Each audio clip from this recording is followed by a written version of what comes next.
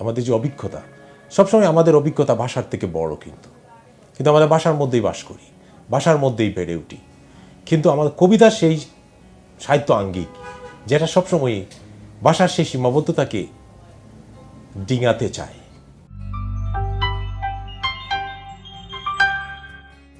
সর্ব অর্থে যে প্রথমটা ঘটেছে আমাদের, সেটা প্রাকৃতিক হতে পারে, মানবিক হতে পারে, যে যুদ্ধ বিগ্রহ। আশ্চর্যের বিষয় হচ্ছে রবীন্দ্রনাথ ঠাকুরের কবিতায় এই বিষয়টা সেইভাবে আসেনি। এটা রবীন্দ্রনাথের চিত্রে দেখা যায়। রবীন্দ্রনাথের আঁকা চিত্রের মধ্যে এই মননশীলতার একটা ব্যাপার আছে, বিভৎসতার ব্যাপার আছে। আধুনিক যে জীবনের যে বিভৎসতা, বিপদ, দুঃস্বপ্নগ্রস্ততা, এগুলা রবীন্দ্রনাথ ঠাকুরের ছবির মধ্যে দেখা যায়। তো কবিতায় সেই অর্থে খুব ছোটোখাটো আকারে আসছে বিভিন্ন সময়ে। ফিনল্যান্ড ধ্বংস হলো সোভিয়েত বোমার আঘাতে, বা সাপিনীরা ফেলিতেছে নিঃশ্বাস, টুকটাক আসছে।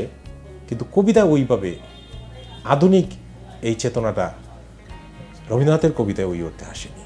কবিতা তো আসলে আমাদের, কবিতা যদি আমরা একটা সাহিত্য আঙ্গিক ধরি, ঠিক আছে, কিন্তু কবিতা আসলে অন্যান্য সাহিত্য আঙ্গিকের মতো কবিতা শুধুমাত্র একটি সাহিত্য আঙ্গিক নয়।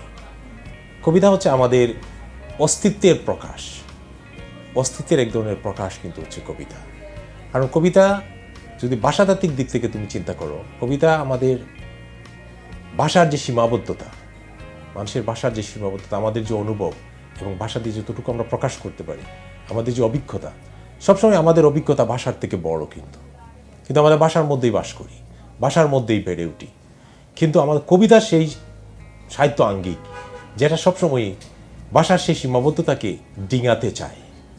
মানুষের যে অনুভূতি, যে অভিজ্ঞতা ভাষা প্রকাশ করতে পারে না, কবিতা সেটা প্রকাশ করতে চায়। সেটা তার রূপক দিয়ে হতে পারে, তার প্রতীক দিয়ে হতে পারে, তার নীরবতা দিয়ে হতে পারে, তার ছন্দ দিয়ে হতে পারে। কবিতা সেটা ডিঙানোর চেষ্টা করে। এই জন্য বলা হয়ে থাকে যে আসলে মানুষ শুধু ভাষার প্রাণী নয়, সে তার নীরবতা, মানুষ তার নীরবতারও সন্তান, যেটা অন্যান্য প্রাণীরা যেটা সম্ভব নয়। মানুষ যে ভাষার যে সীমাবদ্ধতা, আমরা যে ভয় পাই, আমরা যে প্রেম আমাদের মনের মধ্যে জমে উঠে, আমাদের মধ্যে যে স্বপ্ন আমরা দেখি, আমরা যে চিন্তা করি, ভাষা দিয়ে সেটা প্রকাশ করা সম্ভব হয় না। কিন্তু আমরা ওই ভাষার বাইরে যেতে চাই, কিন্তু ভাষার বাইরে তো যেতে হলেও সেই ভাষা দিয়েই যেতে হয়।